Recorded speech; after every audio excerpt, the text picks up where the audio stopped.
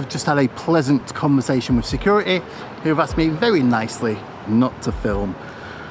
We're on private land. Well, past these barriers here, we're on private land. Now, if like me, you've ever been accosted by security guards or members of the public telling you what you can and what you can't photograph, this is the video for you. We're going to be walking through some of the laws that we have here in the UK surrounding photography in public places so that you're able to fight, not physically, your corner in any kind of confrontation that you might find yourself in.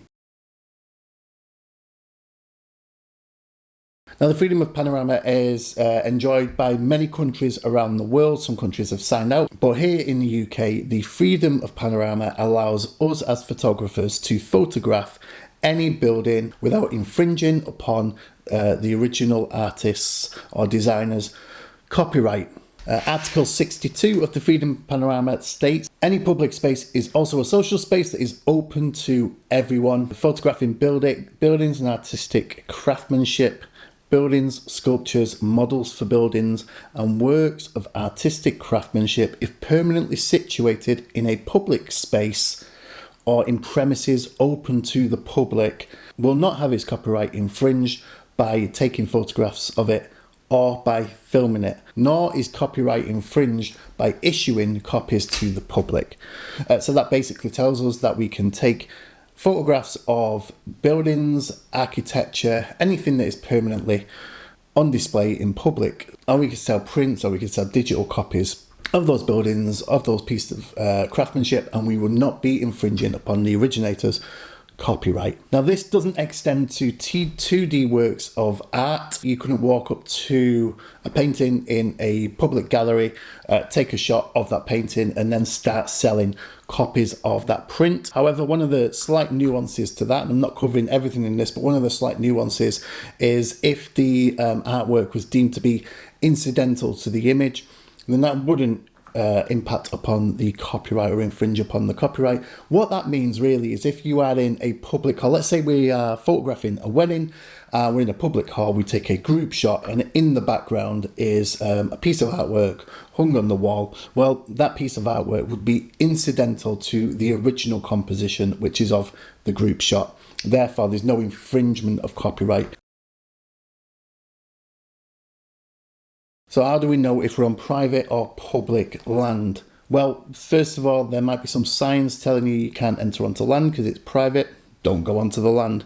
If there isn't any signage, it's more difficult to tell. But if you're going out to do any kind of photography where you know you're going to be going, there are a couple of places you can go to check whether you might be going onto private land or public land, and knowledge in advance is always good. And one of the best places to get good information about public access land, public footpaths, etc. is through the Ordnance Survey maps. You can also be pretty sure that if you've got members of the public driving along a road, that is going to be a public road. And many councils here in the UK, and this is something that I personally use, have an online portal where you can go and report potholes or uneven paving. And on these sites, you can only actually report a pothole to the council if it's owned by the council, if the council look after that piece of land.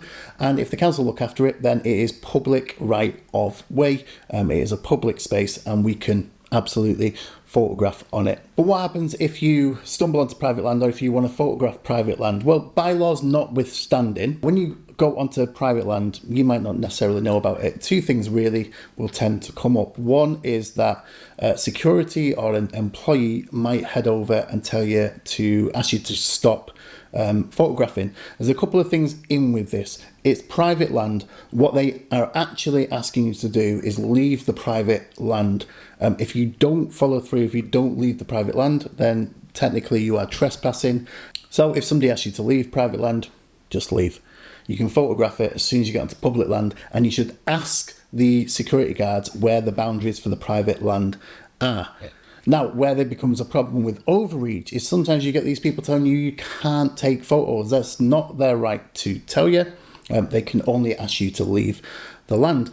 They also have no right, security guards, or in fact the police have no right to ask you to delete photographs.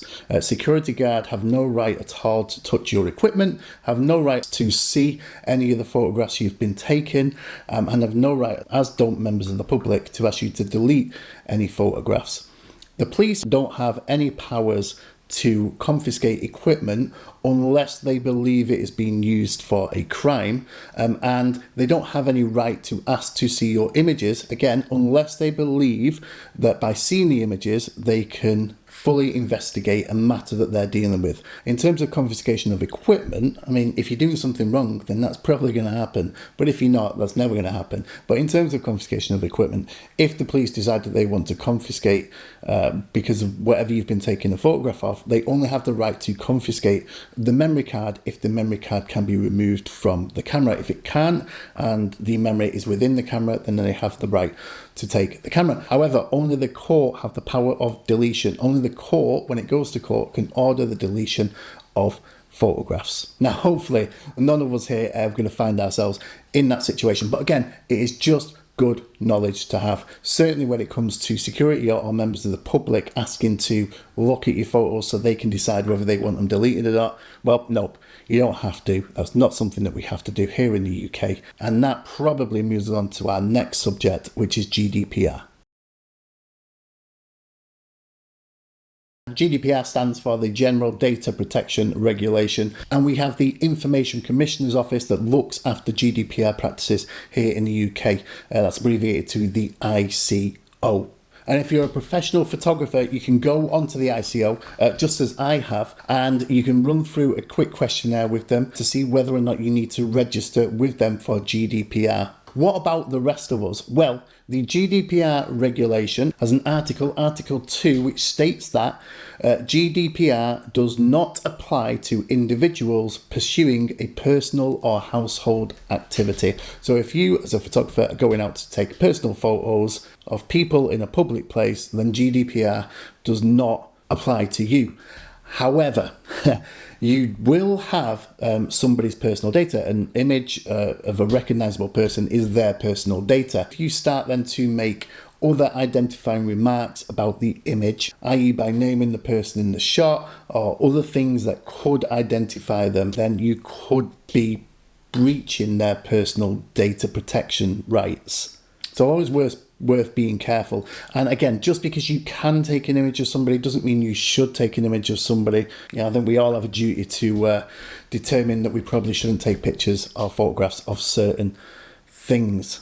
It is worth noting that we could still be sued for defamation of character or for libel. You've got to think about how images are used. One famous example of this was when somebody's image, a woman's image on the street, was used in an article around prostitution in the UK, and this woman sued for defamation of character because by putting that photograph with that article, it made it look as if that was her and her character was involved in what the article was talking about, which wasn't the case. Defamation of character, libel, big payout.